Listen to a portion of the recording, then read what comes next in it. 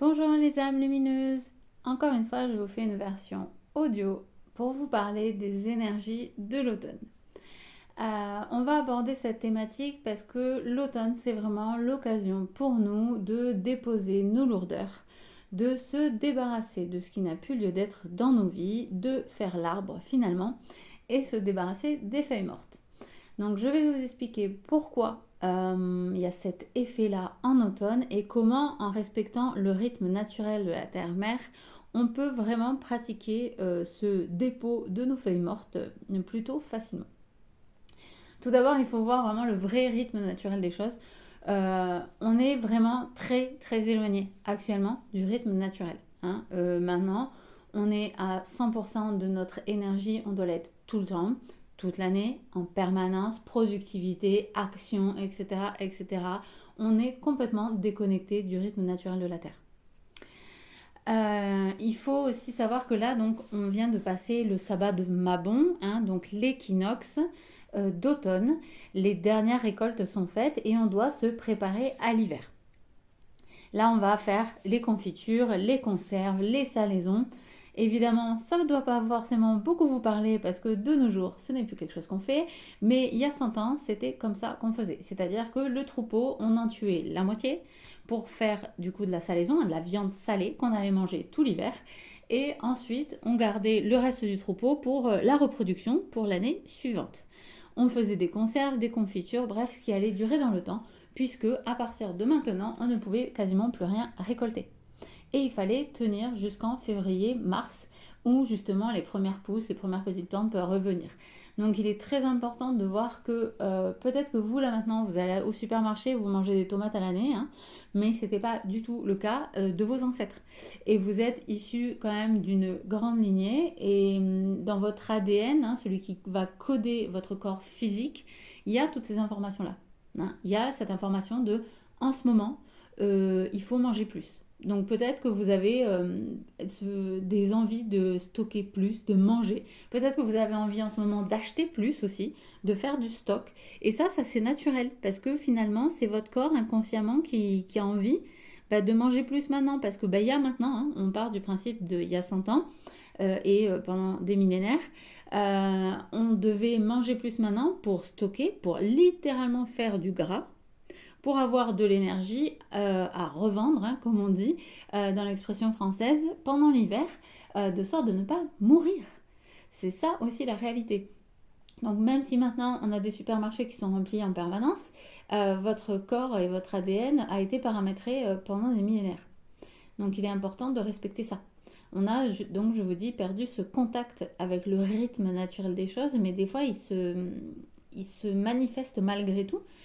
Donc si vous avez envie de plus manger en ce moment, de manger chaud, de manger des tonalités chaudes aussi, orange-marron, c'est parce que ça va nourrir notre plexus solaire et ça va l'habituer au manque de chaleur, au manque de la chaleur du soleil aussi. Parce que la luminosité va diminuer et donc on va avoir beaucoup moins de soleil. Donc c'est pour ça qu'on mange des tonalités très chaudes en ce moment, pour se nourrir de tout ça, pour habituer le corps à avoir beaucoup moins de luminosité et à commencer à s'habituer aussi à ce froid, à ce manque de chaleur. Donc désormais, on va dire là, nous sommes début octobre, la terre-mère, elle s'endort doucement. Elle va rentrer dans une phase léthargique d'hibernation. L'arbre va perdre ses feuilles, les plantes vont mourir en apparence, car le noyau, les racines, le cœur est toujours bien vivant, mais plus forcément visible. Et ce temps de décomposition est très joli en octobre, mais il devient un peu morne et taciturne en novembre, voire décembre. En général, le mois de novembre, tout le monde dit que c'est pas forcément le mois le plus fun de l'année. Tout est mort, tout est gris, il fait froid. On attend qu'une chose, c'est les lumières de Noël. Du coup, ces 3 mois de déclin des énergies sont nécessaires pour la gestation de l'année prochaine, pour les plantes, mais aussi pour les humains. C'est-à-dire que là, la plante, elle va se laisser mourir en apparence pour rentrer dans une forme de gestation sous terre, pour se reposer, pour pouvoir se ressourcer et pour pouvoir éclore à nouveau à partir d'Inbolc, donc le sabbat qui est autour de début février. Et là, de nouveau, à partir de cette période-là, elle va se rééveiller afin de pouvoir revenir à la vie et d'éclore. Et finalement, nous, on est invités à faire pareil. Évidemment, dans notre société, si là vous dites à votre patron, écoute, je vais faire l'ours pendant 4 mois, je reviens, ça va pas passer en fait. Et c'est bien ça le problème, c'est qu'on est dans une société de devoir être productif et actif toute l'année en même niveau. Et c'est pas possible en fait. Ça nous déconnecte complètement de qui on est vraiment. Ça nous déconnecte complètement de notre nature profonde, de la nature elle-même. Et finalement, c'est hyper toxique. Donc ce nouveau rythme n'est pas normal non plus, hein, il n'a même pas 100 ans. Je pense que moi, bientôt 39, mon arrière-grand-mère, elle n'avait pas ce rythme-là. Donc c'est pas si vieux que ça en fait, cette déconnexion. Et on voit maintenant les maladies et tout ce qui en découle qui se démultiplient et qui en sont certainement les résultats. Donc on peut dire merci à l'électricité et à l'ère industrielle d'avoir créé la capacité de travailler toujours plus, mais en tout cas, c'est pas du tout ce que l'extérieur actuellement, hein, la nature nous montre.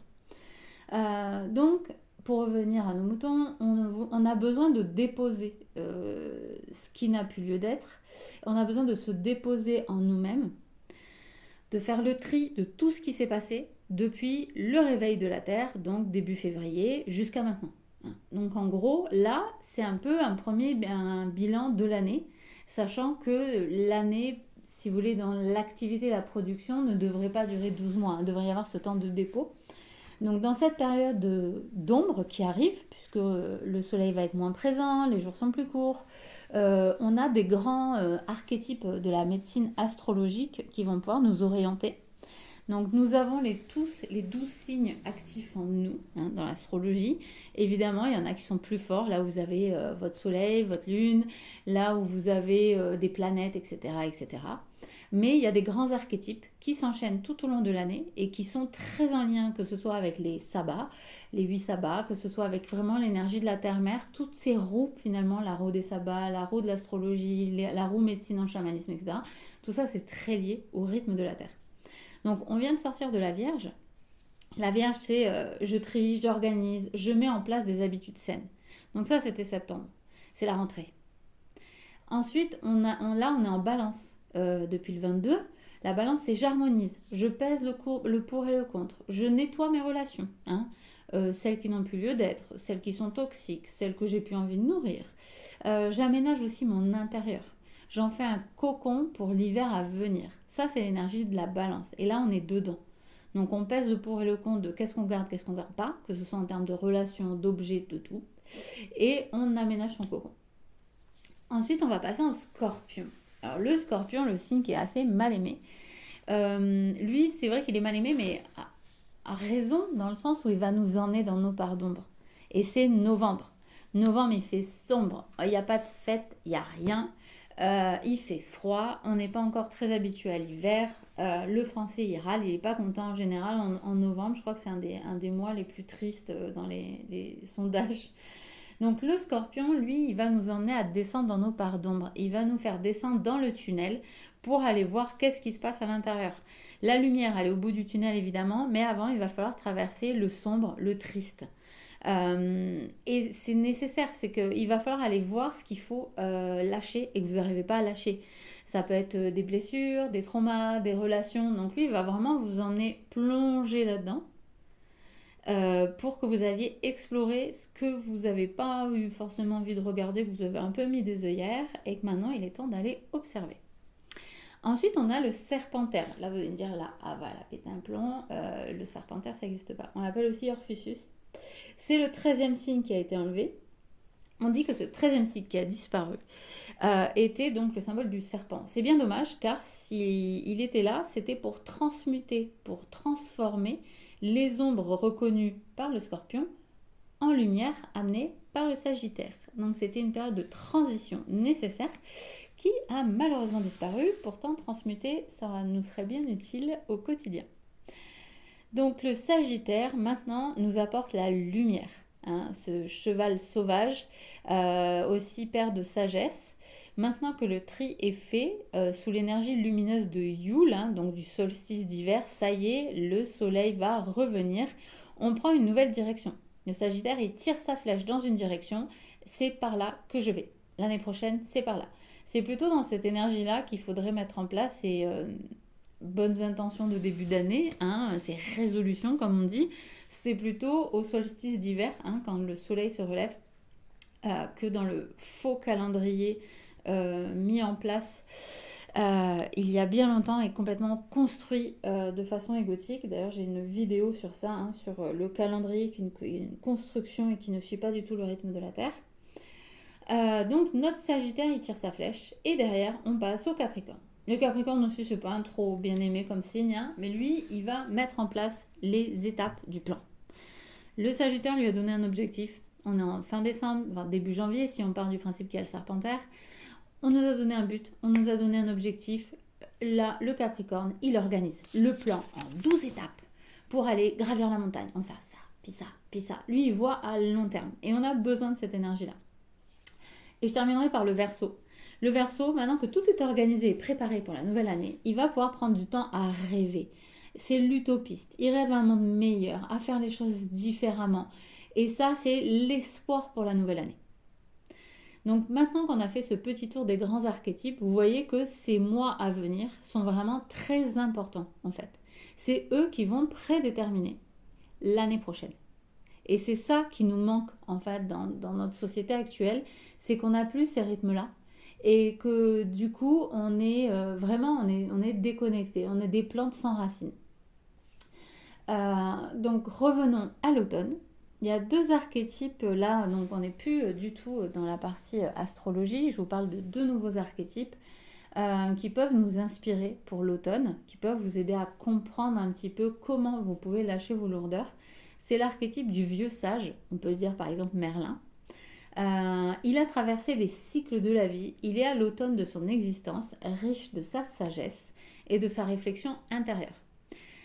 Comme vous, cette année a enrichi votre expérience avec cette année qui a débuté donc techniquement au solstice d'hiver l'année dernière. Vous arrivez là enrichi de toute cette année et il va falloir faire une réflexion intérieure, un temps de bilan. En octobre, après cette balance qui va peser nos âmes, on arrive en novembre et là on va plonger pour aller faire le bilan de cette sagesse, de cette expérience. Dans un deuxième temps ensuite, on a l'archétype de l'alchimiste. L'alchimiste peut arriver après cette phase-là parce qu'il va transformer le plomb en or. C'est une métaphore pour la transmutation de nos parts d'ombre en lumière. Là vient l'œuvre d'alchimiser nos grosses valises du passé pour les vider, pour les lâcher, afin de ne garder que l'essence et la richesse, c'est-à-dire l'or. Donc regardez ce qui est lourd en vous, c'est accepter et intégrer pour en tirer sa richesse et pour lâcher le surplus. Il y a eu ce challenge, cette épreuve, ok, ça a été dur, ça a été lourd, mais j'en ai tiré tel enseignement, telle compréhension de la vie. Donc tout ce qui est lourd, machin et tout, je le bazarde, je garde que l'enseignement et j'avance. C'est un petit peu l'idée de l'alchimiste. Évidemment, on a des fois des valises qui sont trop lourdes. Les valises qui sont remplies de plusieurs choses, nos peurs, nos doutes, nos manques, nos croyances limitantes, nos traumas, etc., etc. Ça, ok, ça c'est des choses que vous pouvez travailler en conscience. Mais il y a un compartiment invisible dans ces valises qui est pourtant très lourd. C'est ce que j'appelle l'avant-soi, c'est-à-dire avant, là, maintenant, avant, qu'est-ce qui s'est passé. Et là, on va y retrouver le transgénérationnel, les mémoires de nos lignées, notre karma, les vies antérieures, et tout ça, il peut avoir des mémoires limitantes, bloquantes pour nous. Et ces parts-là, dans cette petite part invisible de notre valise, elles peuvent peser bien lourd. Et c'est là qu'il faut des personnes comme moi qui vous apportent des techniques et des libérations, qui voient surtout, l'idée c'est surtout de voir ces parties invisibles de votre valise et de vous les révéler pour vous aider à les vider. C'est surtout ça qu'il faut faire. Et c'est ce qu'on fait notamment lors d'un soin de l'âme. Ensuite, je voulais vous parler d'une autre énergie qui peut vraiment nous enseigner énormément, c'est les arbres. Alors, j'adore les arbres. Pour moi, ce sont des grands enseignants. Et là, à l'automne, clairement, les arbres, en général, les arbres nous enseignent la droiture, la résilience, le rythme naturel de la vie, la cohabitation, le respect. Mais à l'automne, ils ont vraiment cette partie d'accepter de tout perdre, en fait. C'est comme si cette cime flamboyante, merveilleuse, qu'ils ont mis tant de temps à faire pousser, pouf, elle disparaît. Mais eux, ils sont en paix avec ça. Parce qu'ils savent que ça va revenir. Parce qu'ils savent qu'ils vont repousser une autre encore plus belle, encore plus grande, parce que les branches, elles vont pousser, etc. Et ça, c'est quelque chose dont on peut vraiment s'inspirer, parce qu'en général, on s'accroche tellement au passé que là, accepter de perdre toute sa cime d'un coup et de repartir à zéro, mais c'est vraiment, là, déjà, il y a du gros enseignement.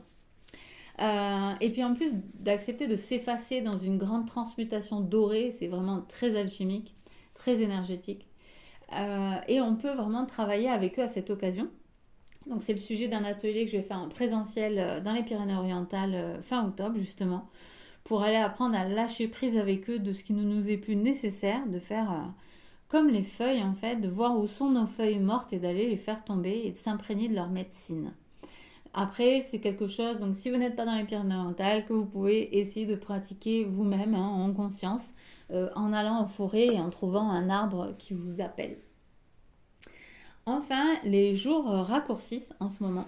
Et une autre chose dont on peut aller s'inspirer par rapport à cette énergie-là, des jours qui raccourcissent, c'est que le temps de soleil se contracte. Techniquement, le soleil est toujours là, hein. Mais la position de notre planète, fait que. Donc ce temps de soleil qui se raccourcit fait qu'on a l'impression d'avoir moins de temps d'action. Alors, et oui, il y a l'électricité, on n'est pas obligé de se coucher comme les poules, mais si on enlève cette partie comment dire, éphémère de l'électricité et qu'on se reconnecte vraiment au rythme de la nature, ça peut nous aider à voir que si on a moins de temps d'action, c'est le moment de prioriser. Donc dans ce temps de lumière, qu'est-ce que j'ai vraiment le temps de faire? Qu'est-ce qui m'est utile?